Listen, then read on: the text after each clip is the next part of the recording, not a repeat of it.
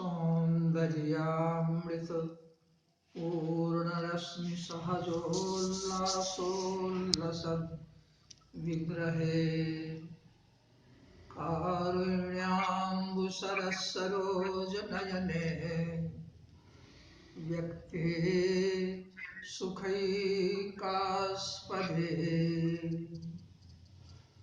भक्त स्वांत निवास हेतु विदिताकारे परब्रह्मणे चेतः कस्य न चित्तचौर्य चतुरे कृष्णत्वये स्निह्यति कृष्णत्वये स्निह्यति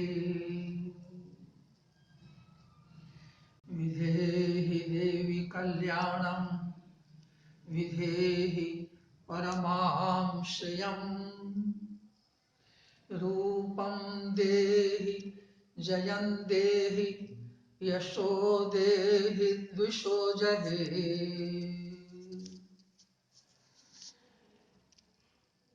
यया विना यो न बिभर्ति रूपं पृथग् यतो या न दधाति सत्ताम् तदात्मिकायै च तदात्मने च नमः शिवायै च नमः शिवाय। श्री गणेशाय नमः। श्री हनुमते नमः। श्री कृष्णाय वयं नमः। नमः पार्वती पतये। हर हर महादेव।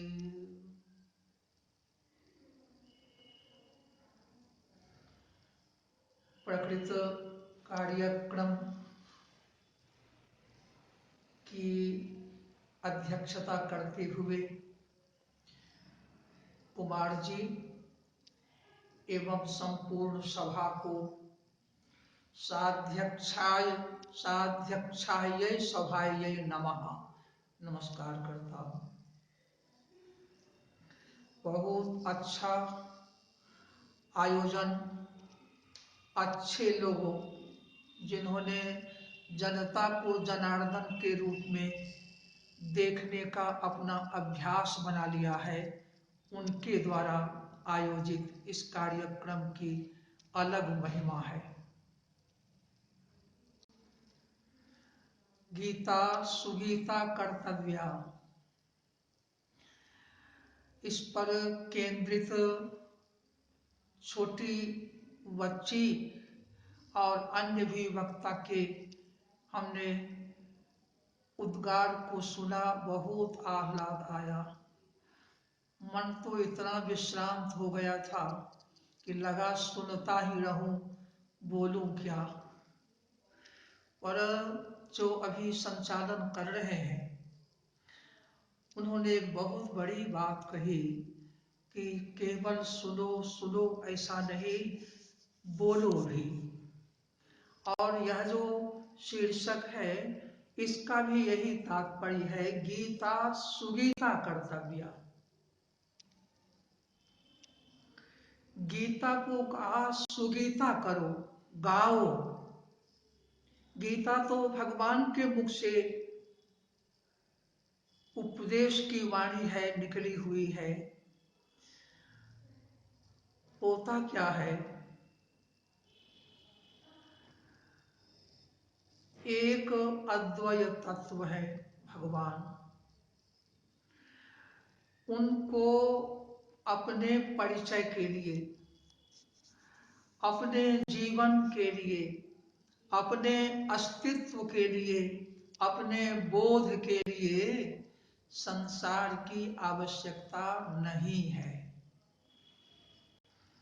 अपनी ही महिमा में प्रतिष्ठित, आप्तकाम, सुप्रसन्न, चिदाह्लादमय भगवान हैं। और उनको यदि एक नाम हम दें श्री कृष्ण, श्री राम, नारायण, विष्णु, शिव, दुर्गा, काली, शक्ति, राधा, लक्ष्मी, तो कोई भी एक नाम कहे संपूर्ण परिचय है।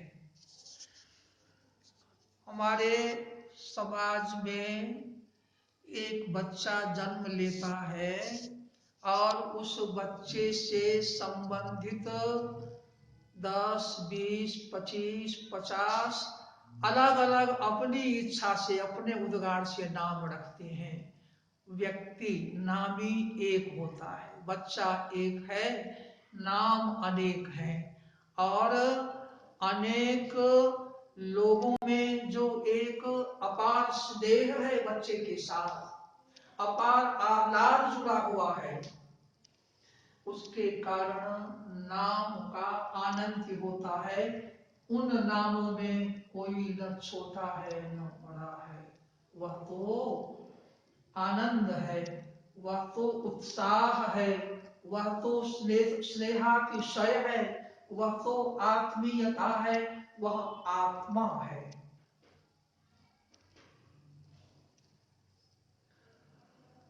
अद्वय शिव,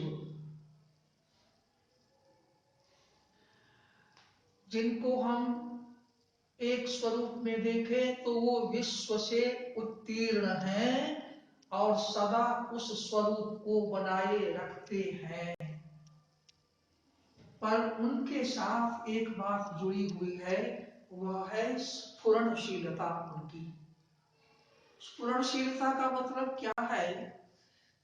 जो कोई चेतन होता है वह चेतन ही चेतन रूप से भी, नए नए नित्य नव चेतन रूप से भी और जड़ रूप से भी भाषित होता रहता है। यह जो महाचेतन है, जो अद्वय चेतन है, उसका स्वभाव है। तो स्फुरण के कारण से जो जड़ चेतनमय संसार है उसका प्राकट्य प्रत्येक क्षण नया नया होता रहता है। सृष्टि को जो हम युगों में बांधते हैं, कल्प में बांधते हैं, और कोई भी कल्प पहला नहीं होता, उसके पूर्व में भी एक कल्प होता है। अनादि केवल भगवान है जो अद्वय शिव हैं, और वह जो जड़ और चेतन रूप जगत के रूप में भासमान हो रहे हैं, वहां एक अभिनय से इस क्रिया को चलाया जा रहा है। जहां स्वयं शिव जीव बनते हैं, वहां एक बंधन आ खड़ा होता है, क्योंकि अभिनय करते करते वह अपने को उसी रूप में बांध लेता है। जैसे एक पाठशाला में कोई नाटक खेला जाए, अभिनय किया जाए, तो वहां एक संभ्रांत परिवार का भी लड़का यदि भिखारी का पात्र बनता है और वह उस अभिनय को करे और करते करते कहीं भिखारी भाव में आबद्ध हो जाए, कुछ देर के लिए तो होना ही है, नहीं तो अभिनय अच्छा कैसे होगा। तो वही स्थिति शिव जीव रूप में स्फुरतशील के कारण जो प्रकट हुए, तो वह जीव कर्ता बन जाता है, भोक्ता बन जाता है, और कर्म के बंधन में फंस जाता है। और भोक्ता बनेगा तो भूख लगना आवश्यक है, और फिर जो भोग्य सामग्री है उसका होना आवश्यक है, जगत भी बना। तो ये चरात्मक जो जगत है वह है तो भगवान की स्फुरता।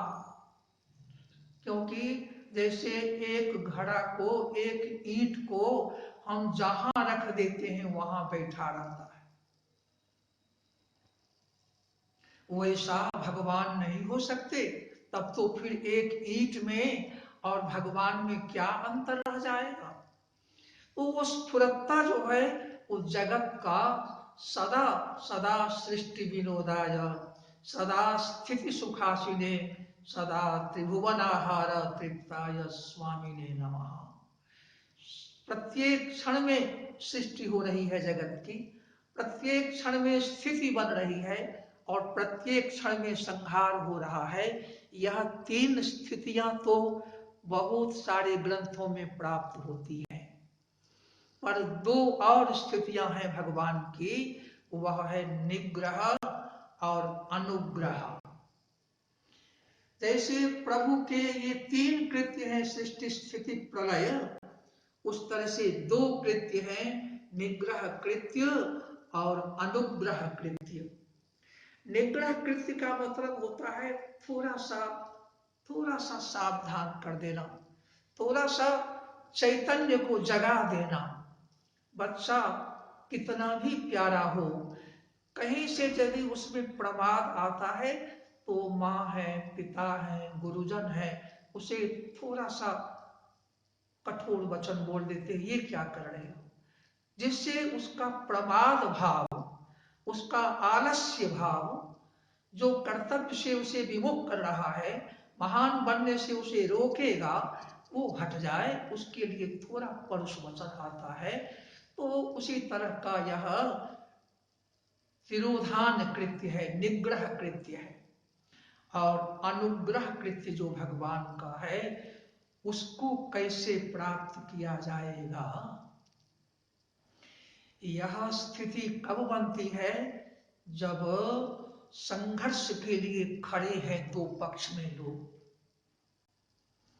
और उस संघर्ष की स्थिति में भी जो सत्ता सुख का अनुचित भोग करना चाह रहा है, वह निर्दय बना हुआ है, और औचिति के आधार पर भगवान की प्रेरणा होने पर भी, शास्त्र सम्मत होने पर भी स्वजन होने का राग उदित हो जाता है अर्जुन के हृदय में।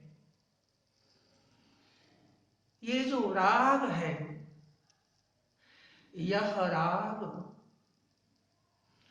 दोष है, जैसे द्वेष एक दोष है। राग दोष कैसे मिटेगा, अनुराग से मिटेगा। तो यह अनुराग कैसे जगेगा अर्जुन में। भगवान शिव की जो स्तुति गाई जाती है विश्वनाथाष्टक, उसमें भगवान के विषय में कहा, रागादि दोष रहितम स्वजनानुरागम। भगवान का अपना स्वरूप क्या है, तो राग द्वेष इत्यादि दोषों से वह परे हैं, लेकिन स्वजन में उनका अनुराग रहता है। स्वजन में अनुराग होने का क्या तात्पर्य है। स्वजन कौन है, जो भगवान में अनुराग करे, भगवान के वचन में अनुराग करे, वह है स्वजन। और जब वो स्वजन बन जाता है, स्वजन बन जाना ही भगवान की प्रपत्ति शरणागति प्राप्त कर लेना है, उसके प्रति भगवान का अनुराग जग जाता है। यह जो जीव और शिव के मध्य रागादि दोषों का अपनयन, स्वजन बनने की विधि और स्वजन के ऊपर अनुग्रह होने की विधि है, इसको कैसे समझा जा सकता है।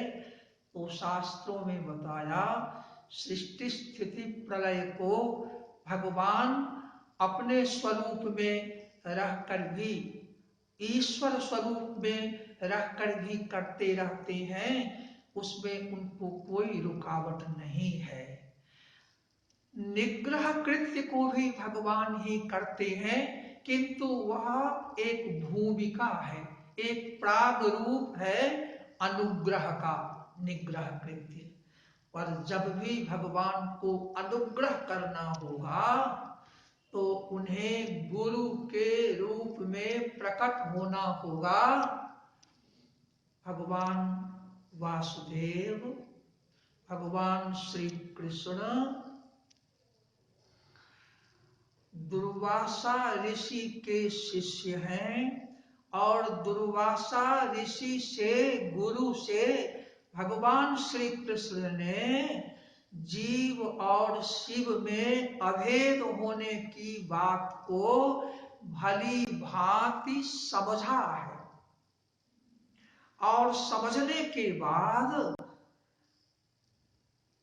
दुर्वासा से प्राप्त उपदेश को आज आवश्यकता पड़ने पर गुरु रूप में उपस्थित होकर भगवान श्री कृष्ण अर्जुन को मानव मात्र का प्रतिनिधि बनाते हुए उसी उपदेश को जीव और शिव में जो अभेद है, माने जीव का अपना वास्तविक स्वरूप जो शिव स्वरूप है, उसको समझाने के लिए आज गुरु रूप में उपदेश किए हैं भगवान श्री कृष्ण अर्जुन को।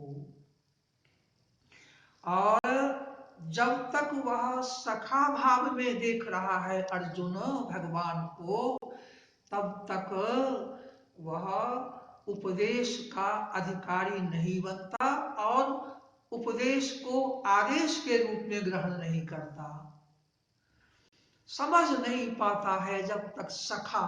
क्योंकि एक ही वृक्ष पर दो पक्षी रहते हैं, एक है परमेश्वर और दूसरा है जीव। एक ही आत्मा दो भावों में, एक परमेश्वर भाव से और एक जीवात्मा के भाव से एक ही शरीर रूपी वृक्ष में निवास कर रहे हैं दोनों सखा। द्वा सुपर्णा सयुजा सखाया समानम वृक्षम परिशस्वजाते तयोरन्यः पिप्पलम स्वादु अत्थि अनशनन्यः अभिचाकशीति। शरीर से, मन से जो कोई संकल्प, जो कोई कर्म हो रहा है, उसका फल जीव भोगता रहता है, बड़े स्वाद से चखता है, कभी मीठा कभी कड़वा, जैसा कर्म। क्योंकि कर्म कभी छोड़ता नहीं, भगवान का अवतार होता है तो उनके द्वारा भी जो किया गया कर्म है उनको नहीं छोड़ता। यह इस लीला को भगवान नर रूप में नर जैसा आचरण करके नर को, मर्त्य निवासी प्राणियों को शिक्षा देने के लिए वो कर्म और कर्म फल के भोक्ता के रूप में स्वयं को भी उपस्थापित करते हैं। तो सखा भाव से जब तक वार्ता चलती रही अर्जुन की श्री कृष्ण प्रभु के साथ, उपदेश आदेश नहीं बना। जबकि उपनिषद कहता है एष उपदेशः एष आदेशः। भगवान का उपदेश जब आदेश बनकर जीव के ऊपर लागू होता है तभी वह उपदेश सार्थक होता है। अन्यथा उपदेश नहीं मानने वाले और उपदेश मानने वाले को हम कैसे बांटेंगे? उपदेश तो सारे जीव के लिए हुआ, पर जिस जीव में गुरु दृष्टि बनी भगवान के प्रति, सखा के प्रति, जो अपने साथ ही साक्षी के रूप में विद्यमान है, सदा विद्यमान है, उनके प्रति गुरु भाव जब आया तब वह उस उपदेश को आदेश रूप में लिया। अब श्री कृष्ण जी के द्वारा जो दुर्वासा का उपदेश, वह जो गीता के रूप में प्रकट हुई, गाई गई, क्योंकि उसको उन्होंने अपने जीवन में आत्मसात किया। और उसको आत्मसात कर लेना, आचरण में उतार लेना अनुभव में ढाल लेना, और फिर जब वही वाणी उपदेश की वह वाक किसी अपने उपदेश के सामने प्रकट होती है तो वह गीता बन जाती है।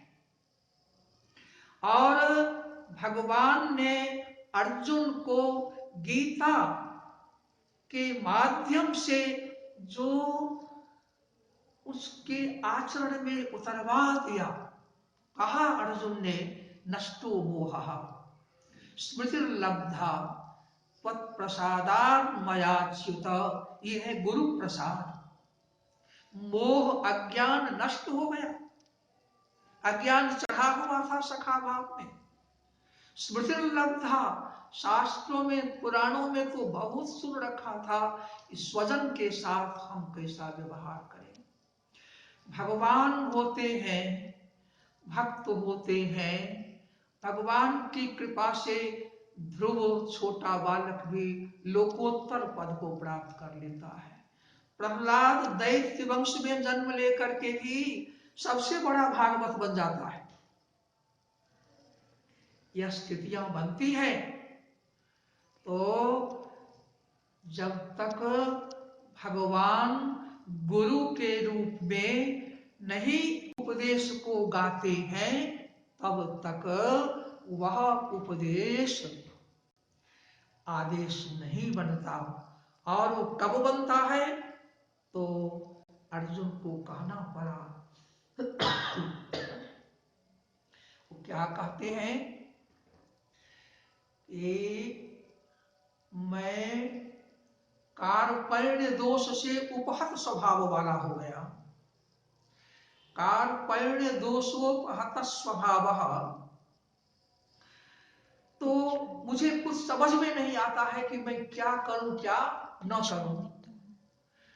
पृच्छामि त्वां धर्म सम्मूढ़ चेता, तो स्वजन का जो एक धर्म है और जो छात्र कर्म का एक धर्म है, इसमें मैं विलगाव नहीं कर पा रहा हूं।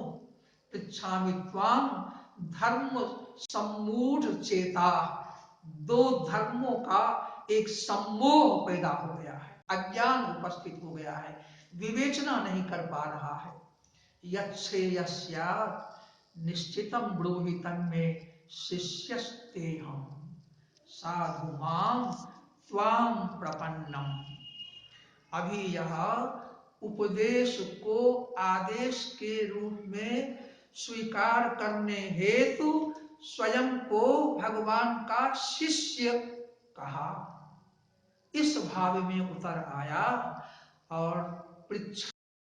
अब मैं आपको पूछता हूं, अब मैं परामर्श नहीं लेता, सलाह नहीं लेता, पूछता हूं, आदेश करो।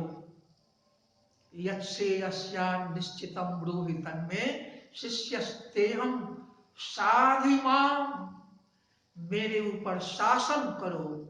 त्वां प्रपन्नम, अभी आपका शरणागत हूं। धर्मों के सम्मोह की स्थिति जब आती है तब हम भगवान के शरणागत होते हैं, और जैसे ही हमारे अंदर शिष्यता का भाव जगता है वह भगवान गुरु रूप में प्रकट होकर के हमें उपदेश करते हैं, और तब वह उपदेश हमारे लिए आदेश बन जाता है।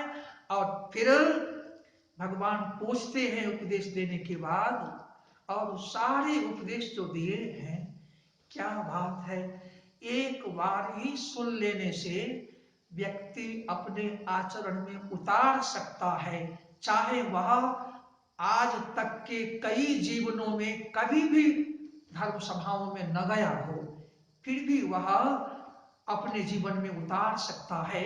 यह सदा सखा भाव से किसी भी योनि में, किसी भी शरीर में जीव जब रहता है तो सखा भाव से भगवान के साथ जो निवास करता है तो उसकी पात्रता बनी हुई रहती है। एक बार के उपदेश से ही वह गीता में बताए गए आचरण को अपने अंदर उतार सकता है। इसको बहुत सरल भाषा में गीता में कहा गया है। और भगवान पूछते हैं, बताओ तुम्हारा संदेह मिटा कि नहीं, संशय मिटा कि नहीं। संशय खराब चीज नहीं है, क्योंकि हमारे यहाँ एक शास्त्र है न्याय शास्त्र, उसका सिद्धांत है कि शास्त्र की आवश्यकता ही पड़ती है तब जब हम संशय की देहली पर खड़े हो जाते हैं। जब यह संशय होता है कि पहाड़ में धूम दिखाई दे रहा है, वन्नी यहाँ है या नहीं है, ऐसा संशय होने पर ही ज्ञान आता है। संशय जब तक नहीं रहेगा तो ज्ञान हमारे अंदर उपजे, अनुमान, अनुमिति ज्ञान, अनुमिति प्रमा हमारे अंदर उतरे कि धूम तो वन्नी के बिना होता नहीं, क्योंकि वन्नी को जब ईंधन से जोड़ेंगे और ईंधन में यदि थोड़ा भी रस है, गीलापन है, आर्द्रता है, तो धूम वहां निकल आता है। तो ऐसी स्थिति में धूम कभी भी वन्नी और आर्द्र ईंधन के संयोग के बिना उपस्थित नहीं होता है। तो धूम ऊपर दिखाई दे रहा है निकलता हुआ, धूम रेखा निकल रही है, तो उसके अंदर आग का होना सुनिश्चित है। फिर इस ज्ञान के बाद व्यक्ति वहां पहुंचकर आग का कर देता है। तो संशय की महत्ता है कि हमारा ज्ञान जगे। और भगवान ने पूछा हमारा संशय मिटा या अभी भी संशय में हो? कहा नहीं नहीं, जब से शिष्य भाव में आया। हमारे गुरु जी महामहोपाध्याय रामेश्वर झा जी महाराज कहते थे, नमया क्रियते शिष्यः शिष्यो न कश्चन शिष्यताम् इच्छते सद्यो दीयते गुरुता मया।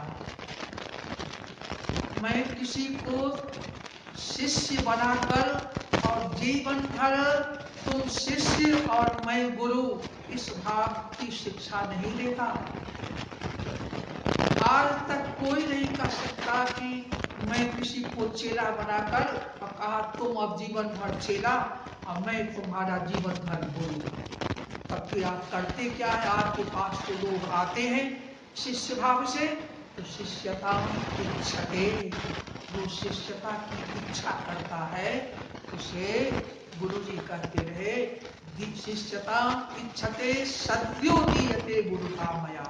महाकवि कालिदास ने कहा एक प्रदीप है जल रहा है और एक दीप है जो जलने का सब जलने की जितनी सामग्री है, जितनी पात्रता है उसको प्राप्त कर लिया है।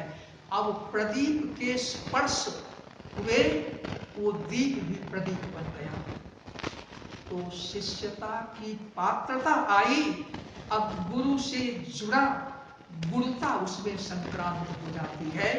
दीप प्रदीप हो गया, शिष्य गुरु बन जाता है। तो यह स्थिति गीता के ज्ञान से है।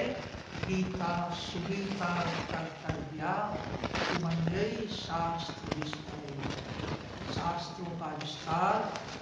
यहाँ तक कहा फलाल विबुधान्यार्थी त्यजेत शास्त्रम अशेषतः। उपनिषद में आया, उपनिषद जो है सारे वेद का सारतत्व है, निष्कर्ष है, जैसे दूध से मक्खन, और ये मक्खन ही भगवान को प्रिय है, उपनिषद उतना ही प्रिय है। और गीता की महिमा है उसमें तो यह बताया गया सारे वेदों का जो मक्खन है उपनिषद, उन उपनिषदों को एक गाय के रूप में देखिए, गायों का समूह। भगवान श्री कृष्ण गो के बहुत बड़े भक्त थे और गो का मतलब ही बहुत गो के अर्थ होते हैं।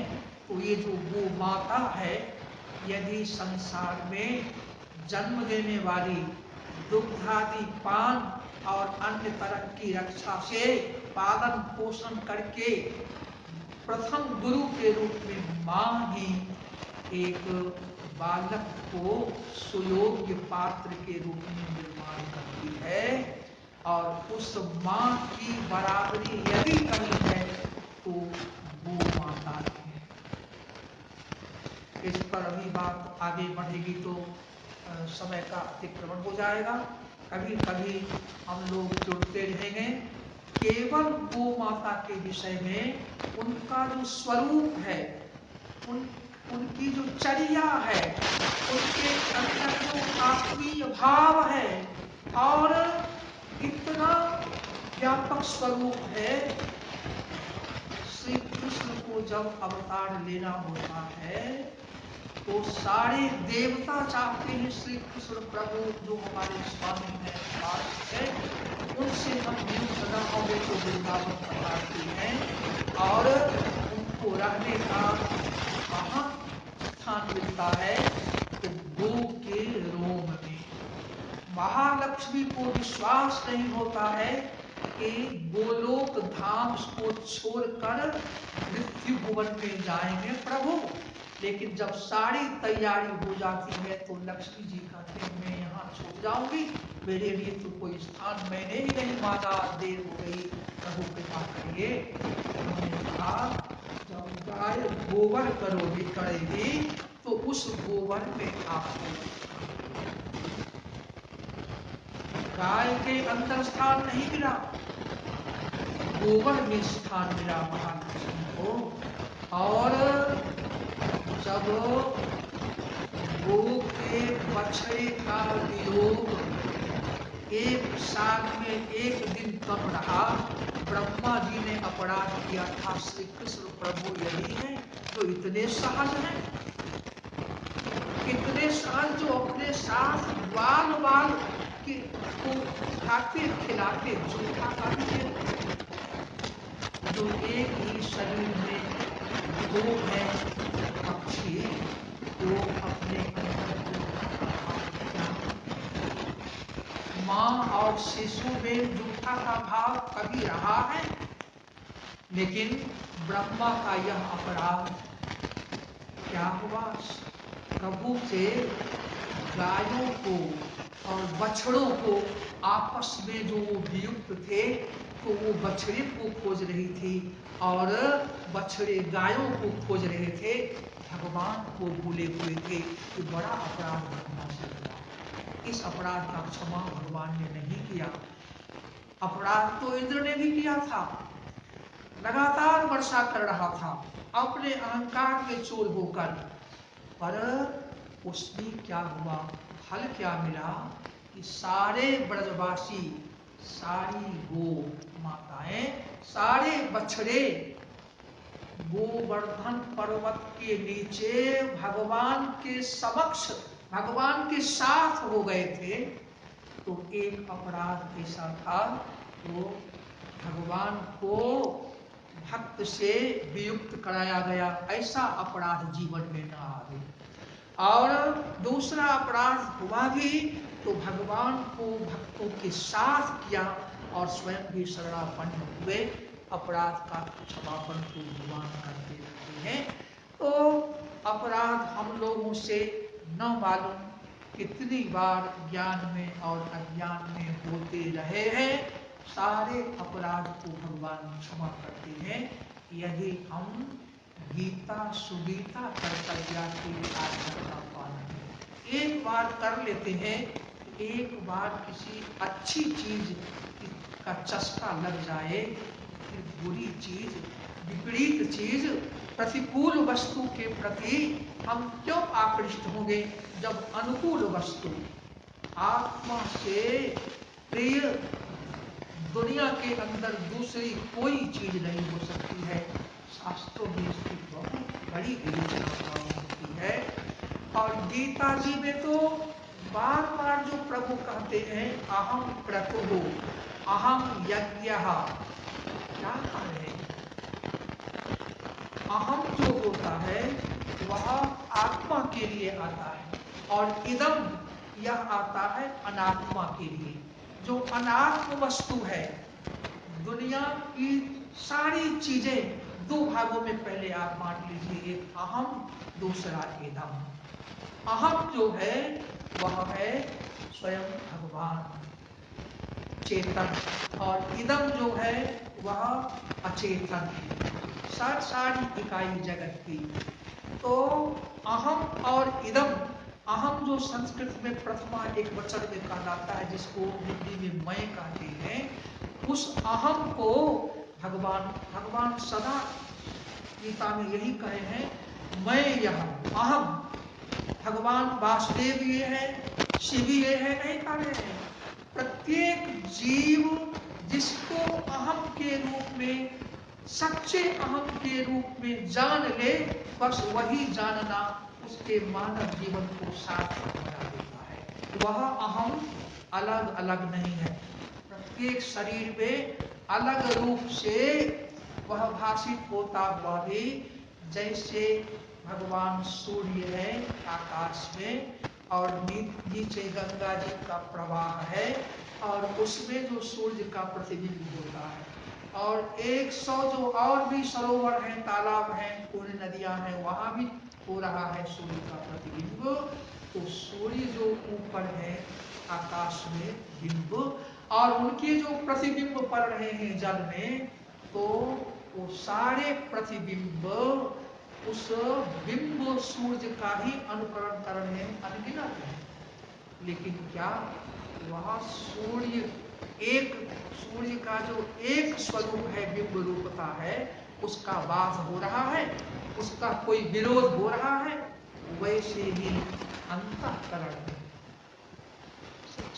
एक ही भगवान अनंत रूपों में उपस्थित हैं, लेकिन वह है भगवान का ही स्वरूप, और वो भगवान का स्वरूप जो अहम है, गुरु के रूप में भगवान श्री कृष्ण उसी अहम की ओर इशारा करते हैं, और कहते हैं बस उसी को जान लो। आत्मज्ञान प्रज्ञानम ब्रह्म, अयम आत्मा ब्रह्म, तत्त्वमसि अहम ब्रह्मास्मि। इन 4 महावाक्यों के द्वारा उपनिषदों में, वेदों में जो आत्म तत्व के ज्ञान का उपदेश किया गया है, उसी ज्ञान को यहाँ बताया गया है। और उस ज्ञान को जब प्रपत्ति के साथ हम ग्रहण करते हैं, तो वह हमारा ज्ञान सुस्थिर हो जाता है। इसलिए कर्म का कोई विरोध नहीं है। कर्म में आसक्ति रखना, यह जो रजोगुण का एक धर्म है, उस रजोगुण को हटा देना है, और रजोगुण का जो स्वरूप है कर्म, और कर्म में प्रवृत्ति, उससे नहीं हटना है। तभी तो हम सारे जीवों में, गरीब हो, अमीर हो, निस्सहाय हो, दूसरों को सहायता देने में समर्थ हो, उन सबों के साथ समता के साथ जो हम व्यवहार करेंगे, वो कर्म के बिना नहीं कर सकते हैं। और भगवान ने तो इतना तक कह दिया कि एक क्षण भी हम कर्म के बिना नहीं बैठ सकते। श्रीमद् भगवद गीता का एक स्वरूप बड़ा महान है, वो भगवान वासुदेव जो नित्य सिद्ध धर्म है, उसका स्वरूप है गीता जी।